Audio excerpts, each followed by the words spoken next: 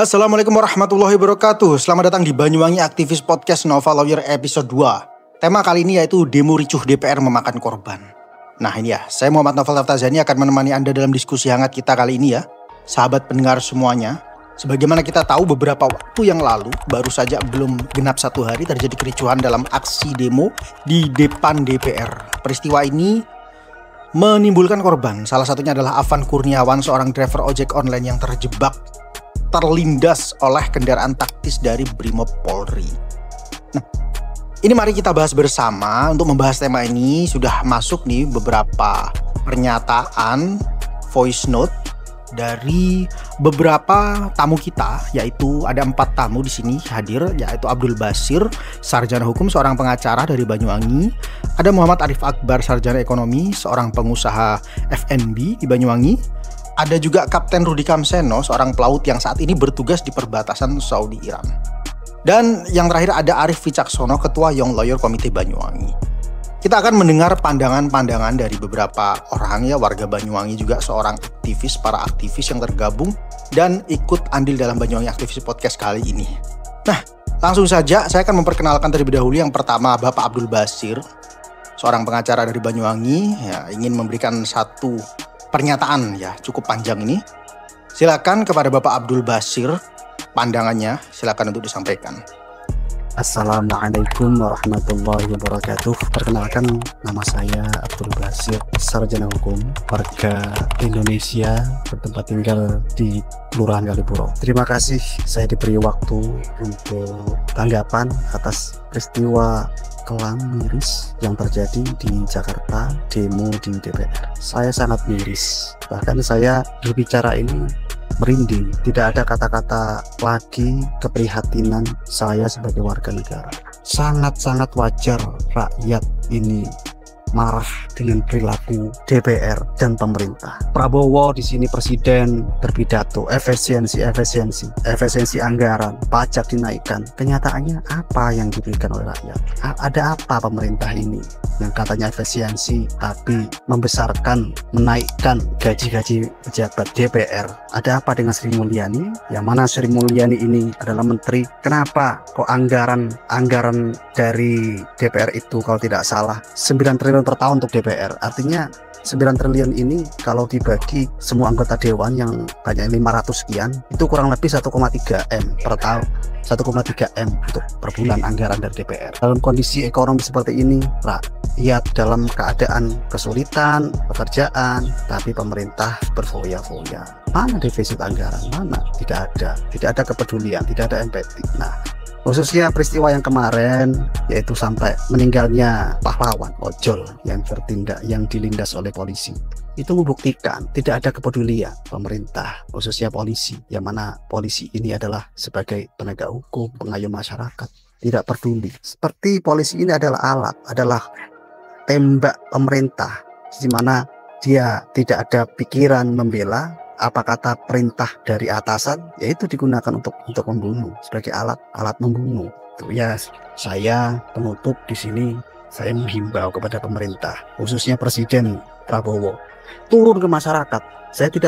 Saya tidak ingin turun presiden, bukan, turun ke masyarakat biar tahu kondisi masyarakat sebenarnya. Bagaimana kondisi masyarakat Indonesia sebenarnya. Bukan hanya membaca di atas kertas, bukan hanya omong-omong, bukan hanya mengiyakan apa kata anak buahnya, tapi turun di bawah biar tahu kondisi masyarakat Indonesia. Terima kasih Mas atas waktunya. Saya akhiri, wabillahi taufiq wal hidayah. Wassalamualaikum warahmatullahi wabarakatuh. Oke, itu tadi barusan adalah pendapat dari Bapak Abdul Basir yang intinya saya rangkum begini.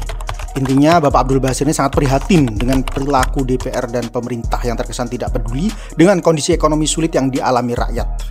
Ya, seperti kenaikan anggaran DPR yang dianggap tidak sesuai dengan situasi saat ini.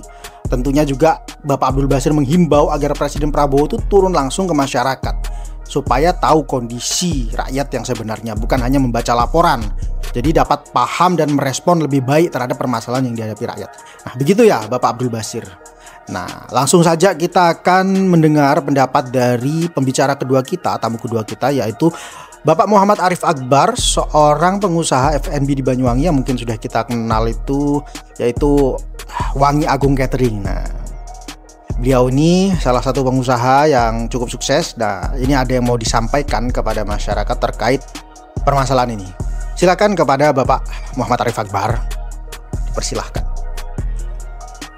Assalamualaikum, salam sedih kepada seluruh rakyat Indonesia. Salam duka cita menyaksikan video yang beredar terkait Pak Polisi yang kembali berulah, menandakan kepada kita semua ada yang salah terhadap kompetensi dari adik-adik polisi kita ini, adik-adik anak-anak muda yang diterima hanya karena keluarga, faktor saudara, faktor besar-besaran uang. Akhirnya terbentuk polisi-polisi yang panikan, polisi-polisi yang bodoh, pemarah, yang bersenjata. Mereka ini bersenjata tapi tak punya kompetensi. Seperti itulah jadinya. Tapi percuma juga, bangsa ini sekarang dipimpin oleh wakil presiden yang tak memiliki kompetensi, sehingga tak usah bingung lah, pasti instansi di bawahnya akan mengikuti. Sekian dari saya, tetap selamat Indonesiaku.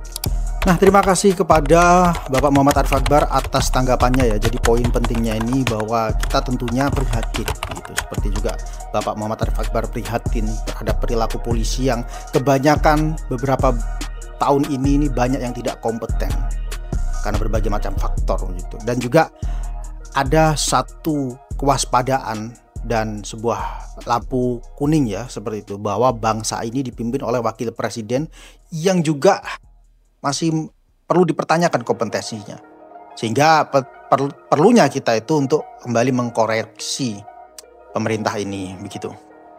Nah, kita akan lanjut kepada pembicara kita selanjutnya, yaitu Bapak Kapten Rudi Kamseno yang saat ini sedang bertugas ya Pak Kapten Rudi ya di perbatasan Saudi Iran ini. Beliau seorang pelaut. Nah, kita simak apa yang ingin disampaikan oleh beliau. Silahkan kepada Kapten Rudi, kami persilahkan.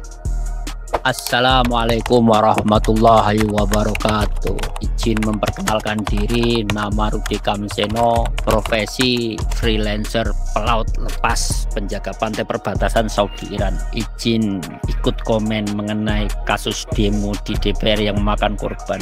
Korban di tangan aparat ini bukannya pertama kali. Dulu tahun 2020, saudara-saudara kita ada yang jadi korban, bukan tidak disengaja, betul-betul disengaja dan dimatikan.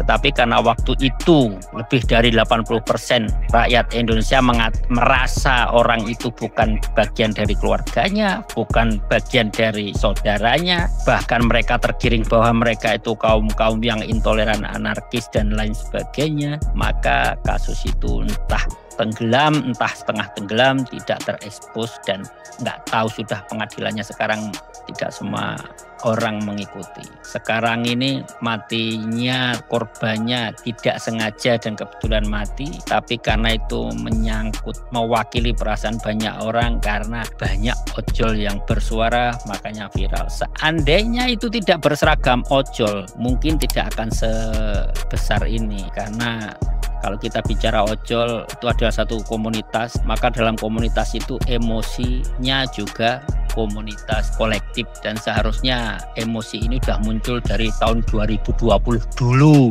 ketika para pengawal imam besar meninggal dimatikan oleh aparat negara atas nama hukum katanya. Terima kasih.